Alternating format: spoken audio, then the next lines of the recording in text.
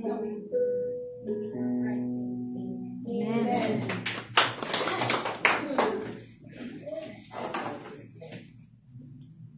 Good evening po sa inyong lahat. Amen. So, kinakabahan ko yung puso ko. Pero praise God, lahat naman po ng ginagawa natin is to glorify God. Amen.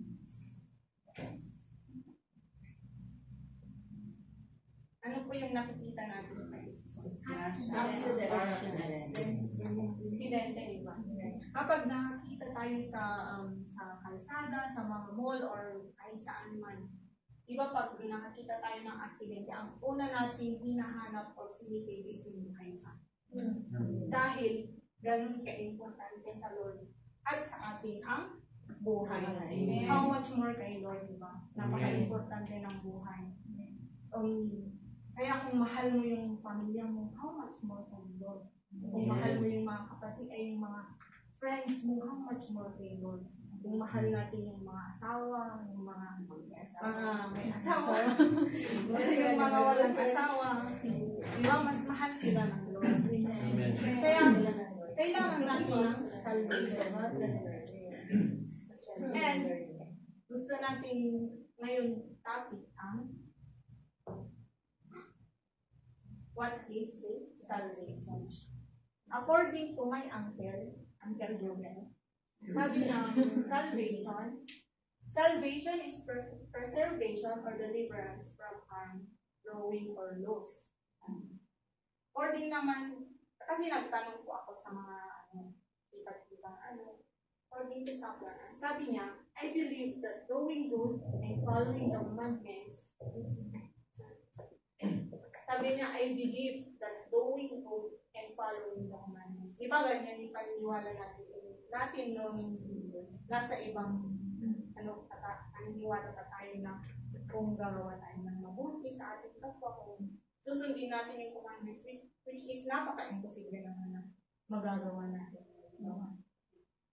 Pero ang importante talaga is yung manggagaling sa Bible. Sabi ng Bible, salvation in Greek word means soteria, means an all-comprehensive word, and it includes in itself all the benefits of the cross and the operations of God's grace. Sabi niya, it includes in itself all the benefits of the cross. Meaning, all the benefits. Iba tayo nga kapag kumakain tayo ng mga masustansya. Kasi ang benefit nun is magiging healthy tayo. Kaya tayo natutulog din ng maaga or sakto sa oras. The benefit is for us to look younger. Kaya yung paniniwala natin. Kaya ganun ang benefit. How much more yung benefit of us? Napakabuti na. Talakpakan po natin. Ang ibig sabihin naman po ng save is to save. Ayun pa yung all benefits. It is complete package po siya. So, to save, to make whole, to protect, to prosper, to deliver, to heal, to make well, preserve, or make safe. Napakaganda po yung sinabi ng Panginoon. To save. Kung nararamdaman natin that we are broke, to make whole, the Lord will make us whole. Amen. To protect, to prosper, to deliver, to heal. Yung sinasabi natin, hindi ako makakapunta kasi masalit yung time. Sabi dito, ang promise naman yung to heal, to make well. Amen. And ito, sabi niya, preserve. Bakit tayo pinapreserve ng Diyos? Kasi meron pa siyang purpose sa ating life. Kaya sabihin natin sa iyong sarili, may purpose pa ang Lord sa akin. My purpose pa ang Lord sa akin. Amen. Ang tanong, bakit kailangan natin ng salvation?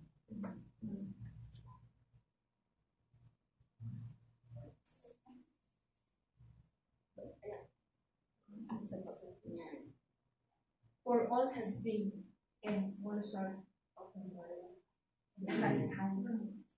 Kung president, yung sheik, Everyone. Ako, si Hazel, lahat tayo. Amen. Amen. Magkakasala at magkakasala tayo sa bawat minuto hindi natin alam. Kasi yung utak talaga is napaka-powerful ng magsala.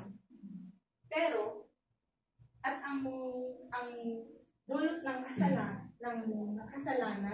or the wages of sin is death. Kaya kailangan natin ng salvation. Death, salvation. We need salvation. But the gift of God is eternal life in Christ Jesus. Amen. The gift of God is eternal. Doon nga sa John 3:16 ay sabi niya, for God so loved the world that He gave His only begotten Son, who is Jesus Christ. Amen. Ganun mahal na Panginoon ang bawat isa sa atin. Ganun niya tayo. Kaya kung meron man kayong nararamdaman ngayon na sa sarili natin, kay Lord lang tayo magmahal. Kasi, hindi magiging walang saysay yung pagkamatay ng Lord sa cross. Amen. Paano naman natin na-receive ang salvation? We can receive salvation by believing on the finished work of Jesus Christ on the cross. Amen. Sinabi na, Jesus died on the cross to take away all our sins. Past, present, and future. So, huwag tayong makondem sa mga sarili natin kung ano man naman. Dahil, we believe na we believe na habang tayo pa ay nabubuhay dito sa mundong ibabaw, we need our Savior. We need salvation.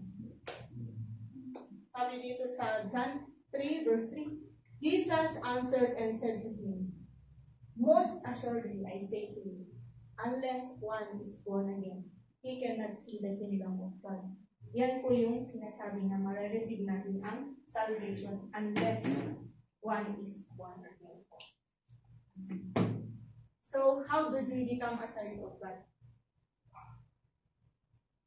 But many as received Him, to them He gave the right to become children of God. To those who believe in His name, who were born not of blood, nor of the will of the flesh, nor of the will of man, but of God. Hindi po siya, kasi hindi na tayo may papanganak pang muli dahil napakalaki na natin baka kaya na natin pero the Lord ang sabi niya unless we are born again.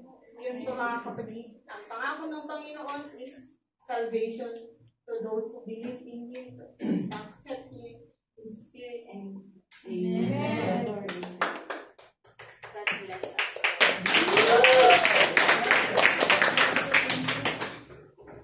Lord, maraming salamat po sa iyong mga salita ng Panginoon. Amen. Lord, thank you kasi whatever it is na pinagdaraanan namin, whatever it is na obstacle na aming hinaharap, Panginoon, kasi ikaw yung nangunguna, ikaw yung laging nagpapaintindi sa amin. That you save us na hindi walang salo yung pagkamatay mo sa Panginoon. We thank you, Lord. We love you in Jesus Christ. We pray.